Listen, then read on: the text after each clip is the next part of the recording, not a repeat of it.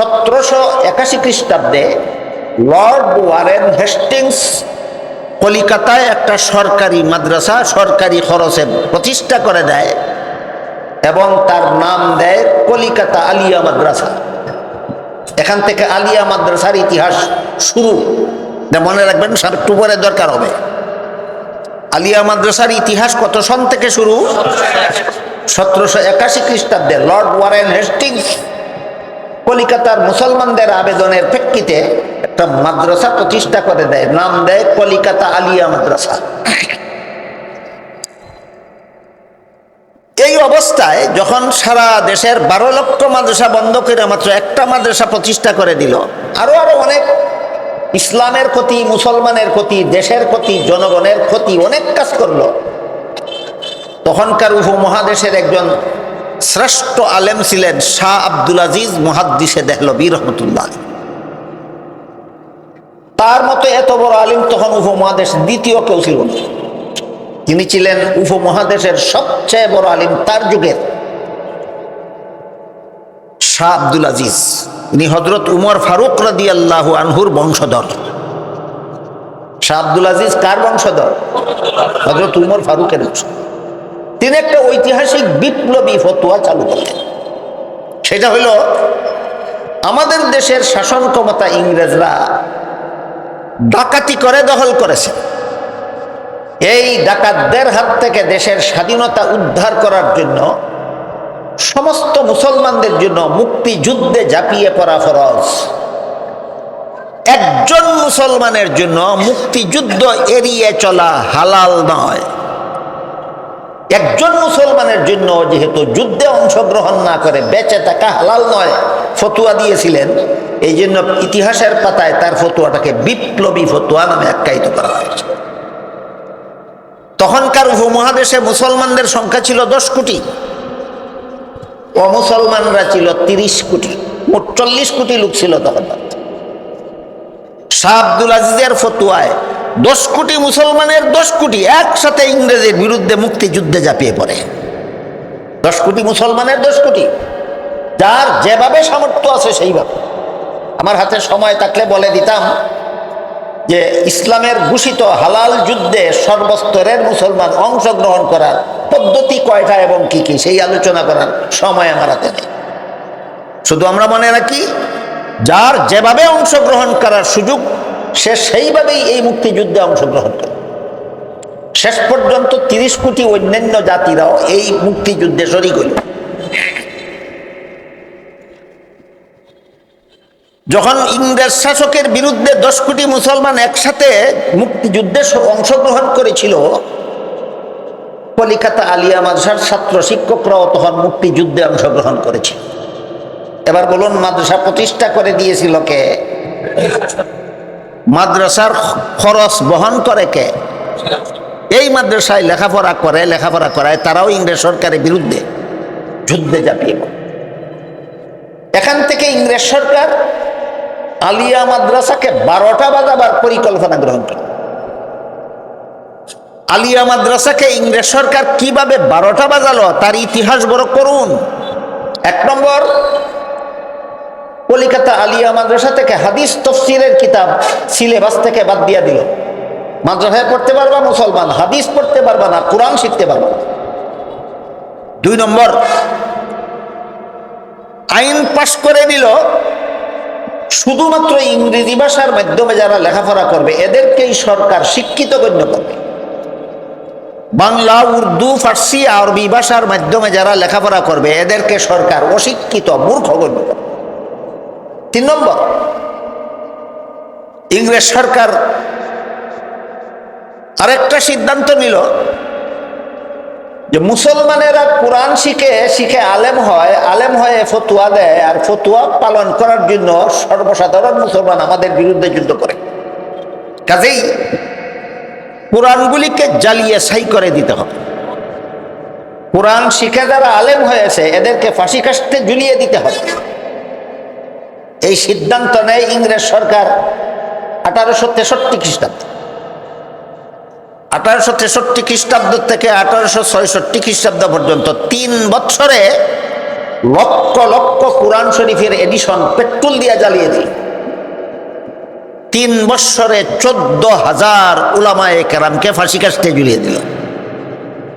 একদিক দিয়ে কোরআন হাদিস শিক্ষা বন্ধ করে দিল, অপর দিক দিয়ে আরবি ভাষার মাধ্যমে লেখাফেরা করলে অশিক্ষিত গণ্য করে নিল, অপর দিক দিয়ে কোরআন শরীফগুলি জ্বালিয়ে দিল, হাজার হাজার উলামায়ে কেরামকে ফাঁসি কাস্টে ঝুলিয়ে দিল। এটা ছিল ইসলামী শিক্ষার চরম দুর্দিন, ইসলামী শিক্ষার চরম দুর্দিন। সেই দুর্দিনে একজন মহামনীষী এগিয়ে আসলেন এই উপমহাদেশ ইসলামী শিক্ষা পুনর্জাগরণের আন্দোলনে। তার নাম ছিল আল্লামা কাসিম নানতবী রহমতুল্লাহ আলাইহি। তিনি হযরত আবু বকর সিদ্দিক রাদিয়াল্লাহু আনহুর বংশধর। কাসিম নানতবী ছিলেন কার বংশধর? আবু বকর সিদ্দিক রাদিয়াল্লাহু আনহুর বংশধর। শামলীর প্রান্তরে ইংরেজের বিরুদ্ধে মুসলমান বাহিনীর যে যুদ্ধ হয়েছিল, সেই যুদ্ধের প্রধান সেনাপতি ছিলেন এই কাসিম নানতবী। ইংরেজ বিরোধী একদল মুসলমান সেনাবাহিনীর প্রধান সেনাপতি ছিলেন এই কাসিম নানতবী। ইনি নূতনভাবে মাদ্রাসা প্রতিষ্ঠার পরিকল্পনা গ্রহণ করেন।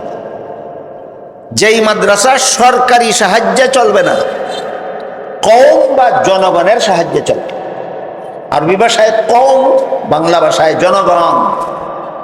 আরবি ভাষায় কওম, বাংলা ভাষায় জনগণ। জনগণের আর্থিক সহযোগিতায় মাদ্রাসা চলবে, আর সরকারি সহযোগিতা নয়। কারণ সরকারি সহযোগিতায় আলিয়া মাদ্রাসা প্রতিষ্ঠিত হওয়ার কারণে ইংরেজ সরকার আলিয়া মাদ্রাসাটাকে 12টা বাজাবার সুযোগ পেয়েছিল।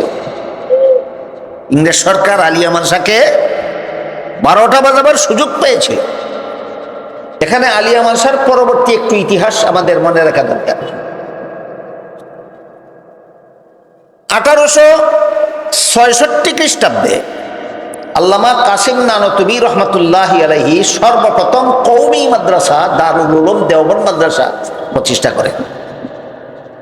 লর্ড ওয়ারেন হেস্টিংস 1781 খ্রিস্টাব্দে সর্বপ্রথম আলিয়া মাদ্রাসা কলিকাতা আলিয়া প্রতিষ্ঠা করেছিল।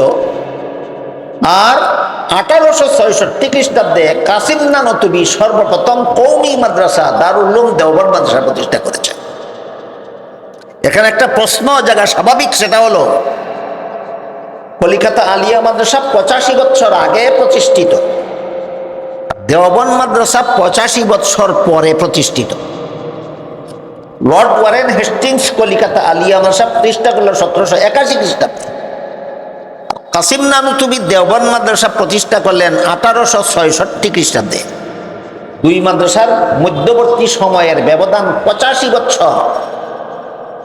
তাই প্রশ্ন জাগে, 85 বছর আগে যেই দেশে আলিয়া মাদ্রাসা প্রতিষ্ঠিত হয়েছিল, 85 বছর পরে সেই সমাজে নূতনভাবে কওমি মাদ্রাসা প্রতিষ্ঠা করতে গেলেন কেন?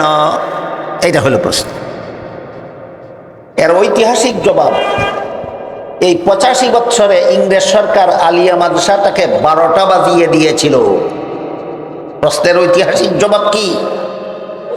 ইংরেজ সরকার আলিয়া মাদ্রাসাকে 85 বছরে 12টা বাজিয়ে দিয়েছিল। তারপরে 1947 সালে দেশ স্বাধীন হইল। হিন্দুদের জন্য হিন্দুস্তান, মুসলমানদের জন্য পাকিস্তান। স্বাধীন হওয়ার পরে আবার একটা আন্দোলন হইল, কলিকাতা আলিয়া মাদ্রাসা মুসলমানদের ইসলামী শিক্ষা প্রতিষ্ঠান, এটা হিন্দুদের দেশে পড়ে গেছে। আন্দোলন করে কলিকাতা আলিয়া মাদ্রাসাকে ঢাকায় স্থানান্তরিত করে বর্তমানের বক্সিবাজারে স্থাপন করা হয়। 1947 সালের পরে কলিকাতা আলিয়া মাদ্রাসাকে ঢাকায় স্থানান্তরিত করা হয়। এইটাই বর্তমান ঢাকা আলিয়া মাদ্রাসা নামে বক্সিবাজারে দাঁড়িয়ে আছে। ইতিহাস বুঝে থাকলে বলুন, বর্তমান ঢাকা আলিয়া কি ঢাকার প্রতিষ্ঠিত না কলিকাতার থেকে স্থানান্তরিত? এই ইতিহাসটা আপনাদের জানা থাকা দরকার। বর্তমান ঢাকা আলিয়া মাদ্রাসা ঢাকায় প্রতিষ্ঠিত নয়, এটা কলিকাতার থেকে স্থানান্তরিত। 1781 সালে কলিকাতায় প্রতিষ্ঠা হয়েছিল, 1947 সালের পরে ঢাকায় স্থানান্তর করা হল। এর মাঝামাঝি সময়ে 1866 খ্রিস্টাব্দে দারুল উলুম দেওবন্দ প্রতিষ্ঠা হয়ে গেল। কলিকাতায় থাকাকালেই আলিয়া মাদ্রাসা থেকে হাদিসের কিতাব, তফসিরের কিতাব বাদ দেওয়া হয়েছিল। ঢাকায় স্থানান্তর করার পরে বর্তমান বাংলাদেশের আলিয়া মাদ্রাসাগুলিতে দারুল উলুম দেওবন্দের অনুসরণে সিহাসিত্তার হাদিস সিলেবাসভুক্ত করা হয়। বর্তমানে যত আলিয়া মাদ্রাসার কামিল ক্লাসে সিহাসিত্তার হাদিস পড়ানো হয়, যা সিলেবাসভুক্ত হয় দারুল উলুম দেওবন্দের অনুসরণে। বুঝে থাকলে বলুন তো, বর্তমান আলিয়া মাদ্রাসার কামিল ক্লাসে সিহাসিত্তার হাদিস সিলেবাসভুক্ত হলো কার অনুসরণে? সুতরাং বর্তমান সময়ের সমস্ত আলিয়া মাদ্রাসা প্রথম কওমি মাদ্রাসা দারুল উলুমের কাছে ঋণী। প্রথম কওমি মাদ্রাসা দারুল উলুম দেওবন্দের কাছে ঋণী। এরপরে আলিয়া মাদ্রাসার শিক্ষা ব্যবস্থায় যুগে যুগে পরিবর্তন হতে হতে হতে হতেই চলেছে। এবার আমরা দারুল উলুম দেওবন্দের প্রতিষ্ঠার দিকে যাই। আল্লামা কাসিম নানতুবি রহমতুল্লাহি আলাইহি 1866 খ্রিস্টাব্দে কলিকাতা আলিয়া মাদ্রাসা প্রতিষ্ঠিত হওয়ার আরো 85 বছর পরে আর সরকারি মাদ্রাসা নয়, এবার কওমি মাদ্রাসা প্রতিষ্ঠা করার প্রয়োজনীয়তা উপলব্ধি করে যিনি কয়েকজনকে নিয়ে পরামর্শ করে সিদ্ধান্ত করলেন। কয়েকজন তার অনুষঙ্গী ছিলেন। অনুষঙ্গীদের মধ্যে একজন অনুষঙ্গীর নাম ছিল মাওলানা রফিউদ্দিন রহমতুল্লাহ আলী। কাসিম নানতুবি যার যে সমস্ত অনুষঙ্গী নিয়ে কওমি মাদ্রাসা প্রতিষ্ঠার পরিকল্পনা গ্রহণ করেছিলেন, অনুষঙ্গীদের মধ্যে একজনের নাম ছিল মাওলানা রফিউদ্দিন। মাওলানা রফিউদ্দিন স্বপ্নে দেখেন মুহাম্মদুর রাসূলুল্লাহ সাল্লাল্লাহু আলাইহি ওয়াসাল্লাম নিজের হাতের লাঠি মুবারক দ্বারা ভারতের উত্তরপ্রদেশের দেওবন্দ নামক পল্লীতে এক জায়গায় রেখা টেনে দিয়ে বললেন, তোমাদের পরিকল্পিত মাদ্রাসার ঘর আমার অঙ্কিত রেখায় রেখায় নির্মাণ করবা। এটা তো স্বপ্নের ঘটনা, কিন্তু ঘুম ভাঙ্গার পরে বাস্তবেও স্বপ্নে দেখা রাসূলের লাঠি মুবারকের দাগ বিদ্যমান পাওয়া গেল। সেই দাগে দাগে সর্বপ্রথম কওমি মাদ্রাসা দারুল উলুম দেওবন্দ মাদ্রাসার ঘর নির্মাণ করা হল।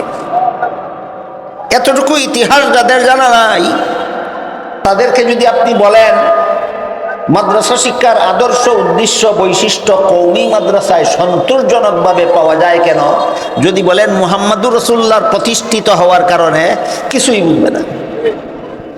ইতিহাসটা না জানলে কি কথাটা বুঝবে? আপনারা যারা ইতিহাসটা বুঝলেন, এবার বলুন সর্বপ্রথম কওমি মাদ্রাসার ঘর নির্মাণ করা হয় কার অঙ্কিত রেখায় রেখায়? রফিউদ্দিন স্বপ্নে দেখলেন আল্লাহ রসুল নিজের হাতের লাঠি মুবারক দ্বারা রেখা টেনে দিয়ে বললেন, তোমাদের পরিকল্পিত মাদ্রাসার ঘর আমার অঙ্কিত রেখায় রেখায় নির্মাণ করবা। ঘুম ভাঙ্গার পরে সেই রেখা বিদ্যমান পাওয়া গেল এবং সর্বপ্রথম কওমি মাদ্রাসার ঘর দারুল উলুম দেওবন্দ মাদ্রাসা রসুলের লাঠি মুবারকের অঙ্কিত রেখায় রেখায় নির্মাণ করা হলো। সুতরাং কওমি মাদ্রাসাগুলি মুহাম্মদুর রাসূলুল্লাহর প্রতিষ্ঠিত মাদ্রাসা। পরবর্তীতে উপমহাদেশে যত কওমি মাদ্রাসা প্রতিষ্ঠিত হয়েছে, এর মধ্যে বর্তমান বাংলাদেশে কওমি মাদ্রাসার সংখ্যা হইল 30,000। বর্তমান বাংলাদেশে কওমি মাদ্রাসার সংখ্যা 30,000। সবগুলি দারুল উলুম দেওবন্দের শিক্ষা ব্যবস্থার অনুসারে। প্রথম এবং প্রধান কওমি মাদ্রাসা দারুল উলুম দেওবন্দ, আর পরবর্তী সবগুলি কওমি মাদ্রাসা ওই দেওবন্দের অনুসারে। এই জন্য কওমি মাদ্রাসা পড়ুয়া আলেমদেরকে কওমি আলেম বলা হয়। কওমি মাদ্রাসার ছাত্রদেরকে কওমি ছাত্র বলা হয়। আমি কি আপনাদেরকে বোঝাতে পারলাম? কওমি মাদ্রাসার ইতিহাস, কওমি আলেম, কওমি ছাত্রদের কওমি কেন বলা হয়?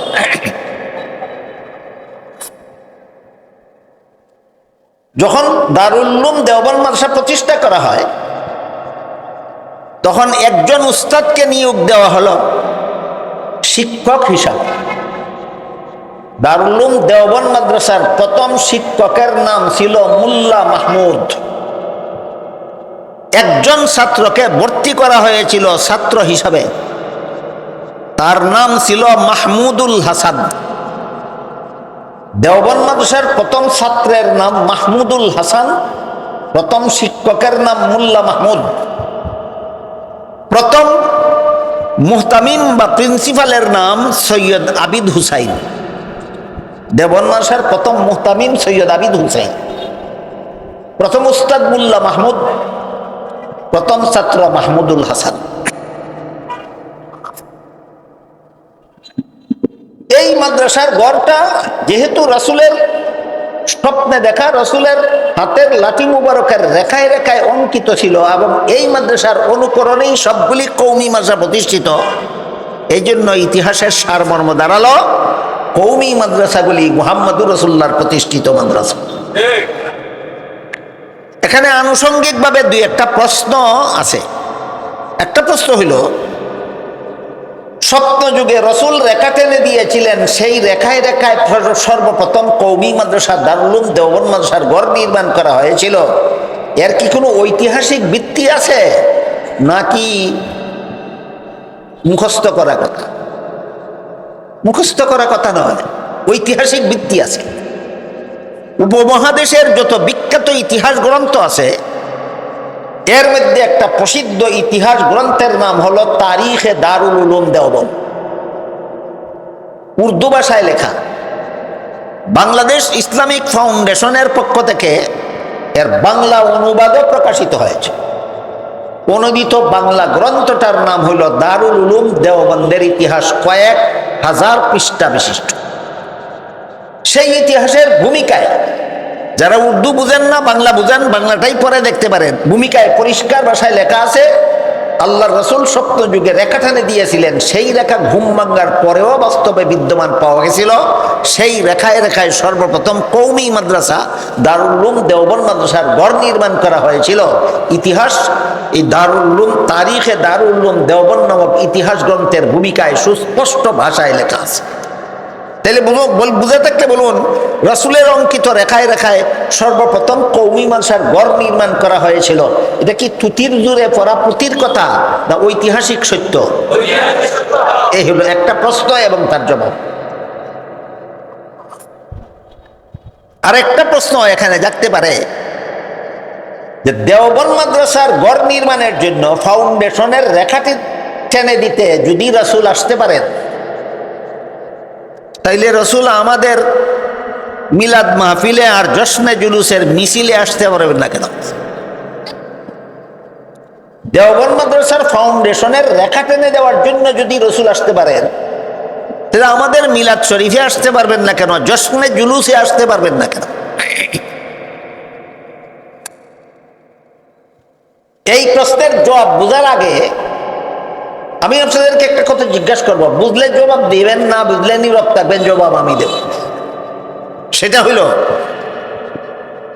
আমরা রাসূলের মুজিজায় বিশ্বাসী। আপনারা কি বিশ্বাসী? মুজিজা কি লৌকিক কর্মকাণ্ডকে বলে না অলৌকিক? আমরা রাসূলের অলৌকিকতায় বিশ্বাসী। দেওবন্দের মাটিতে রেখা টেনে দেওয়ার জন্য যদি মদিনায় শায়িত রসুলকে দেওবন্দে আসতে হয়, এটা অলৌকিক হয় না, সেটা লৌকিক হয়। বুঝেন কথা? মদিনার নবীকে যদি দেওবন্দের মাটিতে রেখা টেনে দেওয়ার জন্য আসতে হয়, তাহলে সেটা অলৌকিক তাকে না লৌকিক হয়? আপনারা কি নবীর লৌকিকতায় বিশ্বাসী না অলৌকিক? অলৌকিক। সুতরাং এটা নবীর অলৌকিক ব্যাপার। তিনি এখানে আসেননি, সেখানে শুয়ে থেকেই ইশারার দ্বারা রেখা অঙ্কন করে দিয়েছে। আমরা যারা নবীর অলৌকিকতায় বিশ্বাসী, তারা এখানে রেখা টেনে যাওয়ার জন্য এসেছিলেন এই কথা মানি না। আমাদের এখানেও আসেননি, তোমাদের ওখানেও আসেন না। আমাদের এখানেও আসেননি, তোমাদের ওখানেও আসেন না।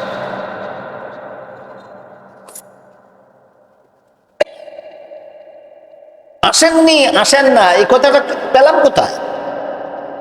হাদিস শরীফে রাসূল করিম সাল্লাল্লাহু আলাইহি ওয়াসাল্লাম বলেন, আল আম্বিয়াউ আহইয়াউন ফি কুবুরিহিম, নবী রাসূলগণকে দাফন করার পরে আল্লাহ তাদেরকে জীবিত করে দেন।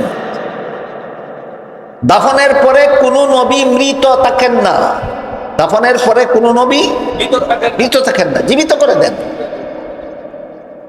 এটাকে আহলে সুন্নাত ওয়াল জামাতের পরিভাষায় হায়াতুন নবী বলা হয়। দাফনের পর থেকে নবী জিন্দা, এই কথাটাকে আহলে সুন্নাত ওয়াল জামাতের পরিভাষায় হায়াতুন নবী। আমাদের সমাজে কিছু লোক আছে যারা হায়াতুন নবী মানে না, এরা হইল লামাযহাবী। এরা বলে নবী রওজা শরীফে জিন্দা অবস্থায় নাই, নবী যেমন ভাবে মরে গেছিলেন তেমনি ভাবে মরাই আছেন। এটা কি ইসলামের সহি আকীদা না ভ্রান্ত আকীদা? এদের ইসলামী শিক্ষা সফল না ব্যর্থ? এদের ইসলামী শিক্ষা ব্যর্থ। আমাদের দেশে 1974 সাল থেকে বাংলাদেশে প্রতি বছর 12ই রবিউল আউয়ালে একটা মিছিল বের করা হয়। এর আগে বাংলাদেশে এই মিছিল কেউ কোনোদিন করেননি। এই ইতিহাসটাও মনে রাখেন, জশ্নে জুলুসের ইতিহাস। 1974 সাল থেকে বাংলাদেশে প্রতি বছরে 12ই রবিউল আউয়াল একটা মিছিল বের করা হয়। এই মিছিলে যতগুলি স্লোগান দেওয়া হয় এর মধ্যে একটা স্লোগান দেওয়া হয়, জিন্দা নবীর আগমন, শুভেচ্ছা স্বাগতম। জানি না আপনারা কেউ শুনেছেন কিনা, আমি শুনেছি। জশ্নে জুলুসের মিছিল স্লোগানগুলির মধ্যে একটা স্লোগান দেওয়া হয়, জিন্দা নবীর আগমন, শুভেচ্ছা স্বাগতম। প্রশ্ন হলো, জিন্দা নবী বলতে তোমরা কি বুঝো? যদি বলো জিন্দা নবী বলতে আমরা বুঝি নবীর কোনোদিন মরণ নাই, অতীতেও না, বর্তমানেও না, ভবিষ্যতেও না, এই অর্থে যদি নবীকে জিন্দা নবী বলা হয়, এই জিন্দা নবী কথাটা কুফুরি। জিন্দা নবী কথাটা কুফুরি। কেন? আল্লাহ কোরআনে আমাদের নবীকে সম্বোধন করে বলেন, ইন্নাকা মাইয়িতুন ওয়া ইন্নাহুম মাইয়িতুন। হে মুহাম্মদুর রাসূলুল্লাহ সাল্লাল্লাহু আলাইহি ওয়াসাল্লাম, আপনিও মরণশীল, তারাও মরণশীল। আল্লাহ কোরআনে আপনাদের নবীকে মরণশীল বলেছেন। কাজে আপনি যদি চিরকাল জিন্দা বিশ্বাস করেন, আপনার বিশ্বাস কোরআনের বিরুদ্ধে গেল কিনা? কোরআন বিরোধী বিশ্বাসের নামই কুফরি আকীদা। কোরআন বিরোধী বিশ্বাসের নামই কুফরি আকীদা। আর যদি বলেন যে না, আমাদের জিন্দা নবী কথার অর্থ এটা নয় যে জিন্দা নবী দাফন করা হয়েছে, নবীর ইন্তেকালের পরেই নবীকে দাফন করা হয়েছে, তবে দাফনের পরে নবীকে জিন্দা করে দেওয়া হয়েছে, এই যদি হয় জিন্দা নবী কথার অর্থ, আগমন ভুল। দাফন করার পরে নবীকে জিন্দা করা হয়েছে, এই যদি হয় জিন্দা নবী স্লোগানের অর্থ, তাহলে আগমন ভুল। কারণ রাসূল বলেন, আল আম্বিয়াউ আহইয়াউন ফি কুবুরিহিম, জিন্দা হয়ে নবী কোথাও আগমন করেন না, রওজা শরীফের ভিতরে থাকেন। নবী বলেন আগমন করেন না, তুমি বলো আগমন করেন। তোমার স্লোগান রাসূলের বিরুদ্ধে গেল। রাসূলের বিরুদ্ধে স্লোগান দিলেই সুন্নি হওয়া যায়। কি আজগুবি সুন্নির আবির্ভাব হলো বাংলাদেশে। যেই কথা রাসূল বলেছেন তার বিরুদ্ধে স্লোগান দেয়, দাবি করে সুন্নি। আমি আপনাদের জিজ্ঞেস করি, এই জশ্নে জুলুসের মিছিল যারা করে তারা নাকি সুন্নি, আর যারা করে না তারা নাকি ওয়াহাবি? এটা যদি একটু সময়ের জন্য মেনে নেওয়া যায়। 1974 সালের আগে আজকাল যারা জশ্নে জুলুস করে, এদের বাপদাদা কেউ জশ্নে জুলুস করেনি।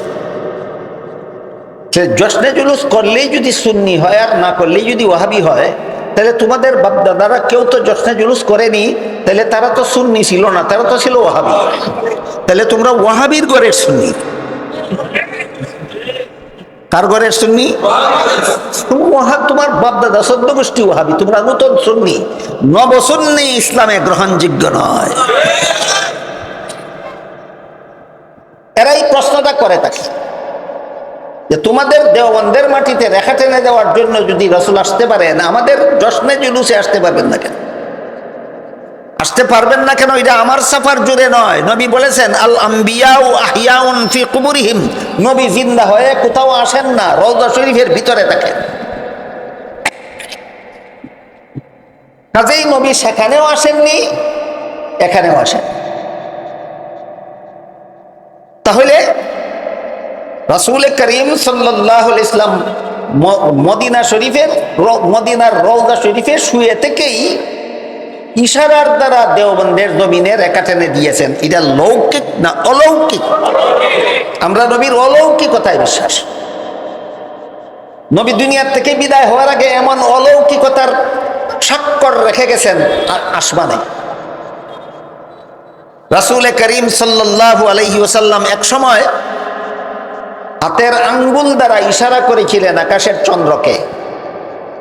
জাবালে আবি কুবাইস নামক পাহাড়ের চূড়ায় দাঁড়িয়ে আকাশের চন্দ্রকে আঙ্গুল দ্বারা ইশারা করেছিলেন, দ্বিখণ্ডিত হয়েছিল, আবার জোড়া লেগেছিল। এই জোড়ার একটা রেখা আছে, রেখার একটা বৈজ্ঞানিক প্রমাণ আছে। সেটা হলো পৃথিবীর মানুষ চন্দ্র বিজয়ের অভিযানে সফলতা লাভ করেছিল যে মহাবিজ্ঞানীর মাধ্যমে। সেই বিজ্ঞানীর নাম ছিল আমেরিকার সেরা বিজ্ঞানী নীল আর্মস্ট্রং। আমেরিকার একজন বিজ্ঞানী ছিলেন, প্রসিদ্ধ বিজ্ঞানী, পৃথিবী বিখ্যাত বিজ্ঞানী। তার নাম ছিল নীল আর্মস্ট্রং। তিনি সর্বপ্রথম চন্দ্র বিজয়ের অভিযানে সাফল্য লাভ করেছেন। সেখানে পৌঁছেছেন, অনেকক্ষণ অবস্থান করেছেন, সেখান থেকে সুস্থ অবস্থায়, জীবিত অবস্থায় পৃথিবীতে ফিরে এসেছেন। পৃথিবীতে ফিরে এসে সেই নীল আর্মস্ট্রং পৃথিবীবাসীকে চন্দ্র সম্পর্কে 3টা গুরুত্বপূর্ণ তথ্য দিলেন। 1 নম্বর তথ্য হলো চন্দ্রের জগতে অক্সিজেনের লেশমাত্র নাই। কাজেই পৃথিবীর কোনো মানুষের পক্ষে চন্দ্রে বসবাস করা সম্ভব নয়। আধুনিক বিজ্ঞান, অন্তত স্বাস্থ্য বিজ্ঞান যারা মোটামুটি বুঝেন, তাদের জন্য এই কথাটা বোঝা একেবারে সহজ। যেই জগতে অক্সিজেন নাই সেই জগতে কোনো মানুষের বসবাস করা সম্ভব নয়। এটা একটা বৈজ্ঞানিক ব্যাপার। আমি ওই ব্যাপার যদি আপনাদেরকে বোঝাতে যাই তা মূল কথা থেকে অনেক দূরে সরে যেতে হবে। এই জন্য বলেছি, আধুনিক স্বাস্থ্য বিজ্ঞান সম্পর্কে যারা মোটামুটি ধারণা রাখেন তারা খুব সহজেই বুঝবেন যেই জগতে অক্সিজেন নাই সেই জগতে কোন মানুষ বসবাস করা সম্ভব নয়। একটা তথ্য দিলেন। 2 নম্বর তথ্য দিলেন, চন্দ্রের ভূমিতে উর্বরতা শক্তির লেশমাত্র নাই। সুতরাং চন্দ্রের ভূমিতে কোনোদিন ফসল ফলানো সম্ভব নয়। 2 নম্বর তথ্য। 3 নম্বর তথ্য দিলেন, আমি চন্দ্রে অবস্থানকালে চন্দ্রের এক পাশ থেকে অপর পাশ পর্যন্ত একটা কালো রেখা দেখতে পেলাম। সেই কালো রেখার থেকে কিছু পদার্থ নিয়ে পৃথিবীতে ফিরে এসে আমেরিকার বৈজ্ঞানিক গবেষণাগারে একাধারে 6 মাস গবেষণা করে তথ্য উদ্ঘাটন করলাম কেন চন্দ্রে সেই রেখা সৃষ্টি হলো। তার কারণ হলো আজ থেকে 1300 অথবা 1400 বছর পূর্বে চন্দ্র 2 টুকরা হয়ে গেছিল, আবার জোড়া লেগেছিল, এই জন্য তাতে কালো রেখার সৃষ্টি হয়েছে। এটা কত নম্বর তথ্য? 3 নম্বর। এবার বলুন, মুহাম্মদুর রাসূলুল্লাহ জবালে আবু কুবাইসের চূড়ায় দাঁড়িয়ে আকাশের চন্দ্রকে আঙ্গুল দ্বারা ইশারা করেছিলেন। 2 টুকরা হয়ে গেছিল, জোড়া লেগেছিল। রেখা নীল আর্মস্ট্রং এর তথ্য মতো আজও পর্যন্ত বিদ্যমান কিনা? 1400 বছর আগের আঙ্গুলের ইশারার রেখা চন্দ্রে 1400 বছর পর আজও পর্যন্ত বিদ্যমান। যে নবীর আঙ্গুলের ইশারায় আকাশের চন্দ্রে রেখা অঙ্কিত হতে পারে, সেই নবীর ইশারায় দেওবন্দের জমিনে ফাউন্ডেশনের রেখা অঙ্কিত হতে পারে না। সুতরাং সব কথাই চাপাবাদীর দ্বারা প্রমাণ হয় না। হয়তো কোরআন হাদিসের দলিল দ্বারা প্রমাণ হয়, আর না হয় বিশুদ্ধ ইতিহাসের দ্বারা প্রমাণ হয়, আর না হয় বৈজ্ঞানিক তথ্য, সব তথ্যের দ্বারা প্রমাণিত হয়। এই সবগুলি প্রমাণের দ্বারা সাব্যস্ত। উপমহাদেশের সমস্ত কওমি মাদ্রাসার প্রথম মাদ্রাসা দারুল উলুম দেওবন্দ মুহাম্মদুর রাসূলুল্লাহর প্রতিষ্ঠিত। এই জন্য কওমি আলেম আদর্শ বিচ্যুত হতে পারে না, কওমি আলেম লক্ষ্যভ্রষ্ট হতে পারে না, কওমি আলিম শিক্ষার সাথে দীক্ষার থেকে বঞ্চিত হতে পারে না। আল্লাহ পবিত্র কোরআনে ইসলামী শিক্ষা সফল হওয়ার যে 3 শর্ত উল্লেখ করেছেন, তিন শর্ত সন্তোষজনকভাবে কওমি মাদ্রাসায় পাওয়া যায়। কেন?